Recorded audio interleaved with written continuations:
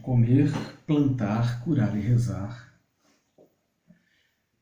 Vou começar aqui hoje, então, uma série de vídeos sobre um tema que eu venho escrevendo já há algum tempo, né? Que é um pouco da minha história de vida também, das minhas experiências de vida, que eu venho pensando em como passar isso, né? Como passar esse conhecimento, como passar essas experiências para frente.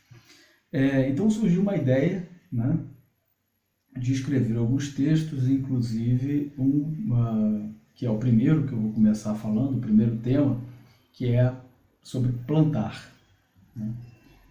Eu sempre tive um pouco ligado a essa coisa da natureza, né, do meio ambiente, da alimentação, e eu acho que plantar é uma experiência muito importante. A gente precisa aprender a cultivar nosso próprio alimento. É uma grande experiência de vida e é uma experiência muito importante, né? Então, vou ler aqui para vocês esse texto, né, que é o começo dessas minhas anotações sobre as minhas experiências. Então, plantar. Uma coisa que ando pensando há muito tempo é a respeito de uma visão mais holística da vida e o fato de que somos muito mal preparados para viver. Nossa educação é falha no aspecto mais importante, que é justamente essa preparação para a vida. Aprendemos desde muito cedo a fazer contas e que matemática é muito importante, mas não aprendemos sobre coisas muito básicas, como a nossa alimentação, por exemplo. Não quero dizer que uma coisa é mais importante que outra. Não quero entrar nesse mérito do que é mais importante. O que estou refletindo é sobre aspectos realmente básicos e essenciais da vida que estão passando despercebidos. Se eu tivesse como criar uma educação básica para ensinar as crianças a viver, ela seria mais prática e começaria pelo básico, que na minha visão é aprender a produzir nosso próprio alimento. Essa ideia vem da minha observação de que somos animais que não sabemos como caçar nosso próprio alimento. Somos dependentes. Precisamos que outras pessoas tragam alimento até nós. E, atualmente, de preferência, pronto, cozido, preparado, para que somente tenhamos o trabalho de engolir. Aprender a produzir seu próprio alimento deveria ser a lição básica. Portanto, em qualquer curso primário e conforme a idade avançando, deveríamos ir conhecendo cada vez mais, né, praticando cada vez mais, assim como acontece com a matemática.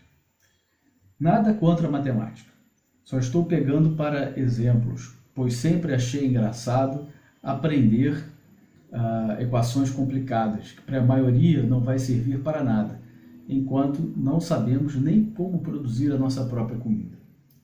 Aprender a plantar, a criar animais, a cuidar da terra e, em paralelo, de forma prática, a contar. Afinal, precisamos saber quantos ovos pegamos do galinheiro, ou o peso das batatas, ou ainda quanto custou, quantas horas foram gastas para produzir e por aí vai. Plantar também leva a adquirir conhecimentos práticos sobre biologia, química, geografia, economia, geologia, climatologia e até mesmo astronomia, para não dizer astrologia, pois a fase da Lua pode sim influenciar muito um cultivo. Com isso, não quero dizer em hipótese nenhuma que todo mundo deveria ser agricultor, ou que nossa sociedade deve ser predominantemente agrícola. Obviamente, as pessoas têm talentos e aptidões diferentes e, com o tempo, podem e devem se especializar em uma área de maior interesse. A especialização deveria ser a resultante de um processo natural e holístico, e não o contrário como vemos. No mundo atual, temos excelentes especialistas, mas que não fazem ideia de todo o resto. Isso resulta em toda essa fragmentação de visões, ideias e opiniões que existem. As pessoas enxergam as partes, mas se esqueceram de ver o todo e de perceber que são justamente essas partes que formam o todo. Assim consegue enxergar a árvore, mas não vê a floresta. Em alguns casos, somente a folha da árvore é percebida. O fragmento acaba sendo mais importante do que o todo. Criamos muitas verdades e cada um acaba se apegando à sua verdade como se ela fosse a única. E não conseguem compreender a codependência que existe entre todas as verdades, entre todos nós, entre tudo e todas as coisas. Existe uma história sufi que se chama O Elefante no Escuro, que retrata bem esse padrão de pensamento. Era uma vez um elefante de circo que se exibia por cidades e povoados de vários países. Um dia, chegou uma pequena comunidade onde nunca haviam visto um animal semelhante. Alojaram o elefante em um estábulo fechado, enquanto anunciavam sua chegada ao povo do lugar. 4 curiosos, ao saberem da existência daquela maravilha, decidiram vê-lo antes dos demais e invadiram o estábulo. Mas como não havia luz, sua investigação teve que ser realizada aos toques. Assim, no meio da escuridão, um deles tocou a tromba, o segundo a orelha, o terceiro a pata e o quarto o rabo. Logo, muito entusiasmados, foram contar às pessoas do povoado o que haviam averiguado. O que havia tocado a tromba, disse, é como uma espécie de mangueira. O que se detivera na orelha, afirmou, um elefante é como um leque. O que apalpou a pata, retrucou, um leque? Eu examinei, é uma coluna viva.